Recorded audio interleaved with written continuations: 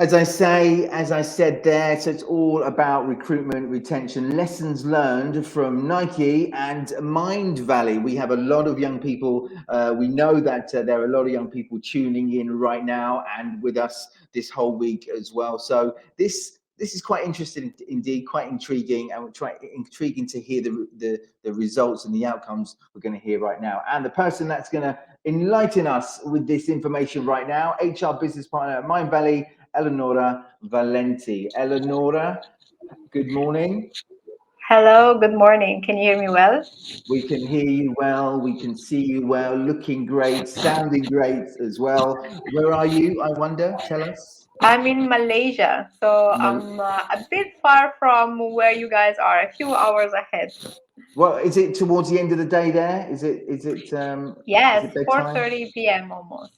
I thought, oh, it's not bedtime then, unless you go to bed at 4:30. No, no, I no. don't, you don't either. But hey, Eleonora, listen, I'm going to leave it over to you now. Remember, towards the end, if we have questions, and again, we encourage you to put your questions in the chat, and then I'll come back on and ask those questions directly to you. Eleonora, take it away, all yours. Thank you. Thank you so much for the floor. And I'm so excited to talk about this.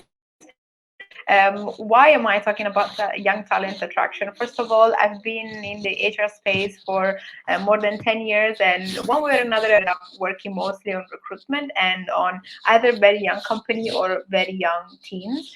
So for the first 6 years of my career, I've been part of Nike, where I headed the university program, internship, graduate programs, and then I've been part of Mind Valley since 2018. And Mind Valley, for those who don't know it, is a leading platform worldwide for personal education. And the team here is extremely diverse. 70% don't come from Malaysia, they come from all over the world. And we do have quite a young average age for the company. So in both companies, I've seen or I've tried to find the best strategies for attracting and retaining young talent. So I want to share with you 5 main keys that I've seen working in this field. And the one thing for sure that puts it in common is that I learned that the war on talent starts way earlier than we think. Okay, this is a bit funny, this is a joke. Of course, it doesn't start from kindergarten, but really, if your company is offering an internship program, you will know it. If you don't, maybe you would consider it, because finding like the talent straight out of the university is a great opportunity for each organization. So this is what I used to manage at Nike. To give you an idea, my team used to be responsible for about 200 recruits a year, a bit more, out of 20,000 applications. So it was a big challenge every year. How do we attract so many students for our program, and at the same time, what type of experience do we want to offer them? And for me, it was an honor to be part of Nike, because not only we recruited for the internship, but the goal of the program was to convert 50% of the interns. So even what the interns were exposed to, what they learned during the experience, was really, really unique. And then not only half of the interns stayed, but now there are so many that I know that are directors, even VP of the company, and they used to be interns. So a lot of great stories. So it really shows that it's an investment in the future. And then in Mind Valley, the incredible thing that Vishen, the founder of Mind Valley, managed to create is such a strong team. Imagine in Kuala Lumpur, where he always says that there's such a brain drainage and a lot of talent from Malaysia go abroad, but his challenge was actually to bring the world to Kuala Lumpur. So it was an extra challenge to Eleonora, yeah. I'm just going to jump in. It's okay. You probably can't hear this, but on our side, we can hear a real shuffling with the sound. I think it Okay. might be where the microphone is on your left side. Okay. Maybe. Yeah. Is it okay like that? Keep talking. Yeah, if it's fine, I'll just leave it. Otherwise, I can change the headphone. We can still hear a real big shuffling right? as you're speaking. Let me change it back. Just try to fix this if we can. I think we should be better now. Yeah, I think it's solved with this one. That sounds a lot. That sounds absolutely beautiful. Okay, take it away. Sorry to Thank you. interrupt. Yeah. Thank you for blocking me with this. It's a pleasure. I'm happy that you can hear better now. So the difference that I've seen between the two companies is Nike. Our strategy was really leading on with the brand. So leveraging all the messaging and assets that Nike had to offer, the Just Do It campaign, the slogan that everybody knows, and of course the fact that Nike is such a worldwide renowned brand, it was something that we used in all our employer branding communication and throughout the experience. Imagine all the interns had access to all the sporting facilities, but also a lot of sporting activities during that experience, and this is something that that all our interns really loved. With Mindvalley, the brand is less well known. So when I joined Mindvalley 2008, most of my friends, ex-colleagues, didn't know about it, but now it's starting to be more well known, and that's because the culture of Mindvalley is so peculiar. So I want to go a bit deeper on some of the best practices of the two companies that I've experienced or that I helped creating. So for everybody dealing with young talent programs, I would suggest two things. First of all, really define who you are based on who your target audience is. So I'll talk about these 5 keys. And after your 5 keys are clear, then talk about it. Talk about it. Talk about it. Don't take for granted that once you put it out there, once everybody knows, but it's a story that needs to be told all the time. And you need to be proud of what you create.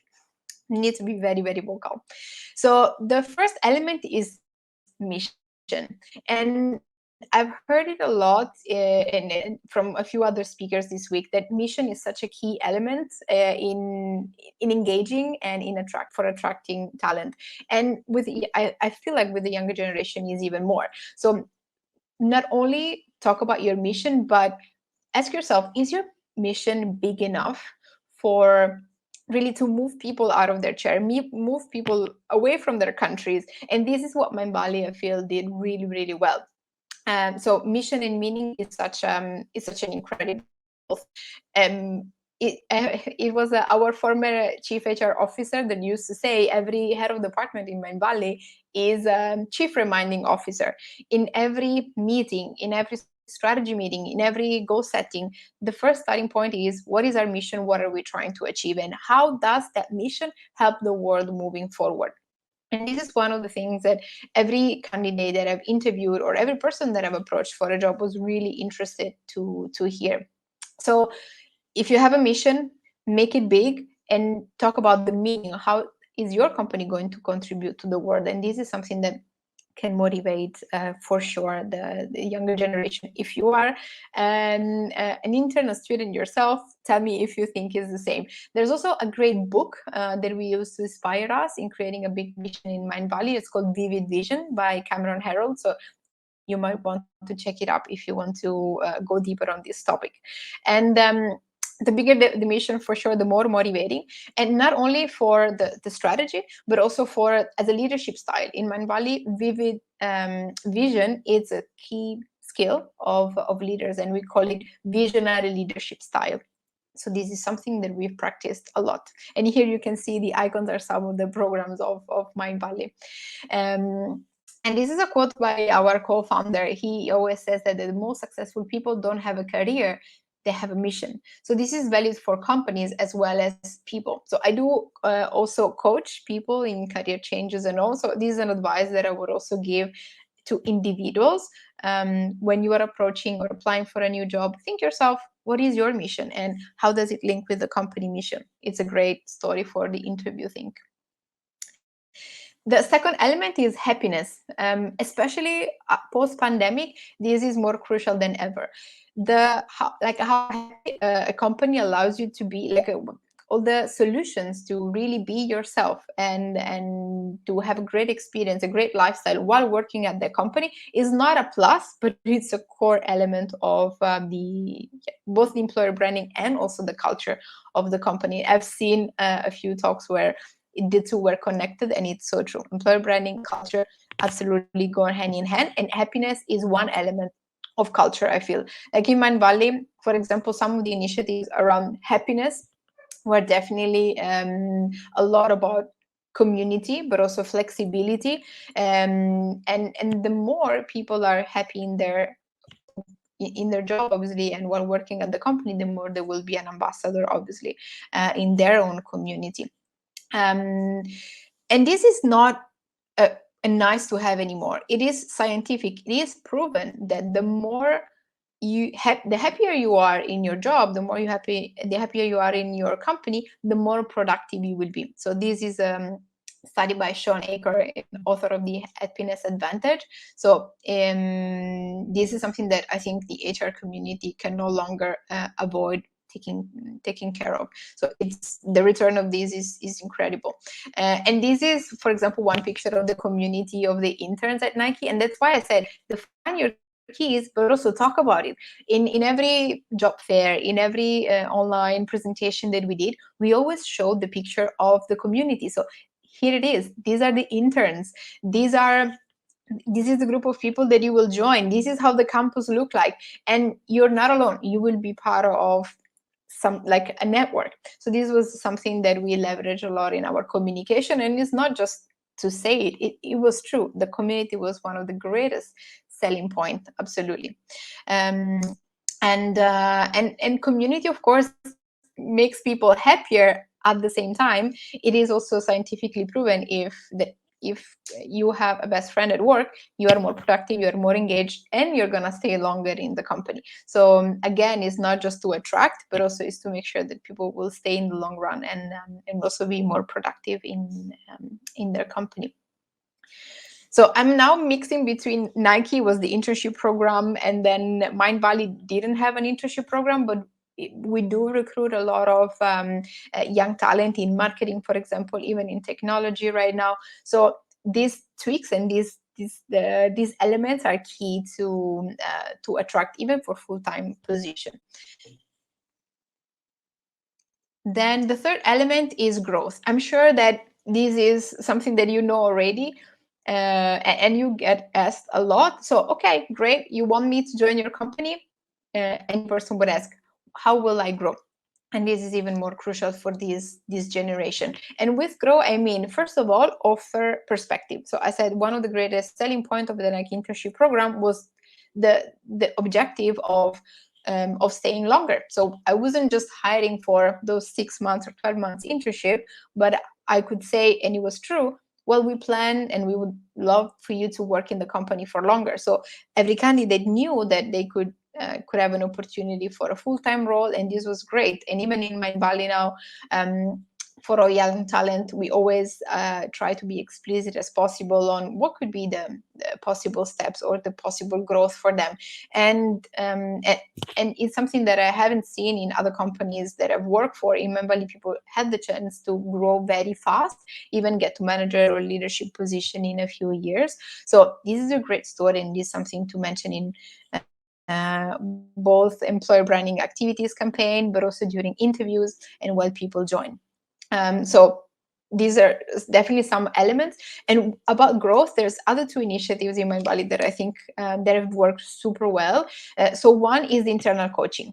We do have 2 resident coaches that can support people in their growth, and it's for like almost for free. People just have to only pay a small commitment fee, but it's like less than 10% of the coaching session. So the great thing about it is that they can approach a coach or book a session for anything to improve their career, to improve their public speaking, also to clarify their career goals. And they are independent. It's not their manager, it's not the HR department, it's an independent coach available every day for them to get help. So that has been a really popular activity. And another one was the Learning Friday. In a few functions, either they have learning sessions where they get together, or they leave space to their team to just study whatever they want, half a day a week. And this is something that whenever possible, a lot of people used to use, and I've done it a few times myself, always thinking, okay, at least I have that slot and I know that I can learn. So I have that space protected. One other thing about growth that is crucial is for sure feedback, ensuring that there's constant feedback during the experience, and for young talent even more often. So question that I would have for your organization, for example, if you're offering an internship, are you planning for retention? Do you offer a career plan? So talk about these things during the experience. Number 4 is give space for initiative.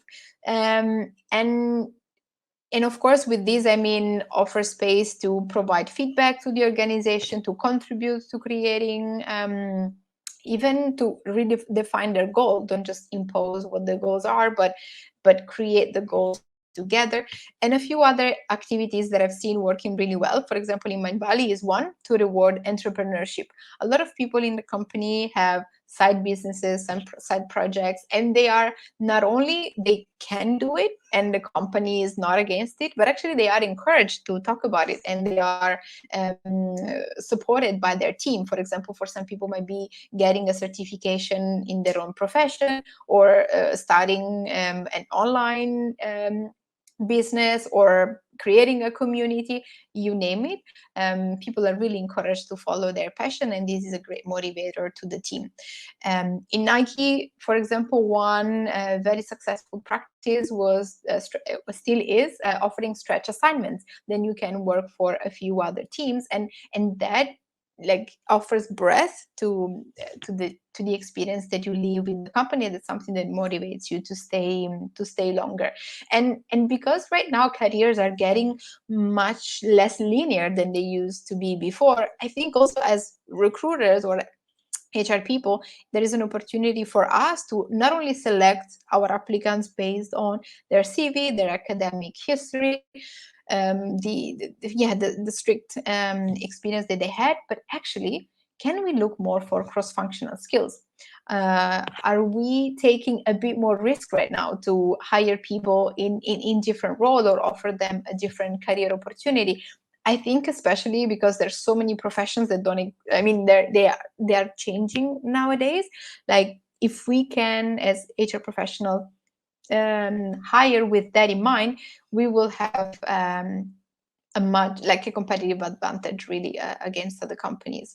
And about initiative, I love this quote from Richard Branson. I think it could be a key for any leader out there to always remind yourself that when you're hire somebody, don't just push them to do what you expect of them, but leave them free to express themselves and bring their talent, and see what happens from there. Last element that I would say is evolution. That means that after you define these 4 keys, so mission, happiness, perspective and growth, and initiative, don't settle. Keep evolving while staying true to who you are, of course, but don't just think that the game is over, but be self-critical. I think organizations that can every year look at what they're doing, is it working, is it not, am I relevant, will be even more attractive for young talent, because everything's changing so fast. How to communicate, what to propose, and what cultural initiative you have within the company. So refreshing them every year and knowing, okay, what is the best practice in the market, what else can we do? I think it's a great practice. And don't just do it top down. I think the best way is to involve the young talent and the interns, the employees in this creative process. It's a key to creating something that is relevant for them, both for attraction and for retention. So reviewing cultural practices is an absolute must. This is really, in nutshell, the five elements. I'm happy to say more about some of these in specific, but I would also invite other questions to come right now, or if you want to know more, I'm really happy if you want to connect with me on LinkedIn. I'm always active and happy to share more ideas and best practices.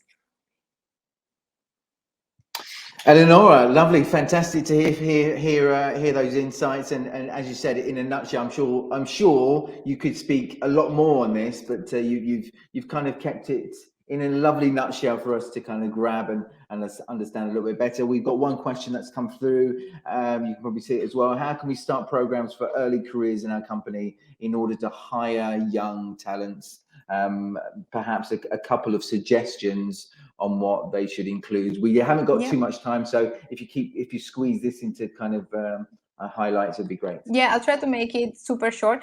Top level, I would look where are the teams or the departments that offer a career progression step by step, and those are the best areas to start hiring young talent, so they have somebody they can learn from, and they can be immersed in a culture where they can see and start practicing. So it can be an internship program, can be full-time hiring, both of them, but really in a department where there's some support and leeway for them.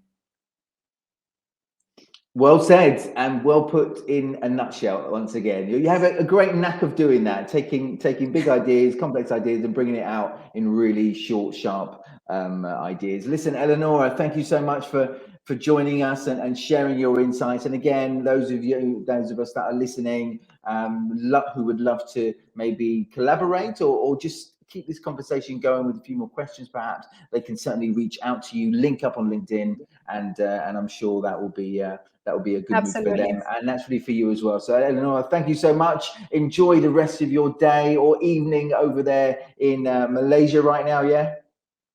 Yes, in Malaysia. Thank you so much. It was a pleasure. I hope to continue the discussion. Bye-bye. Thank you so much. Wonderful. Right, we move on. We move on now to our next session, which is jumping into the world of integrated learning programs.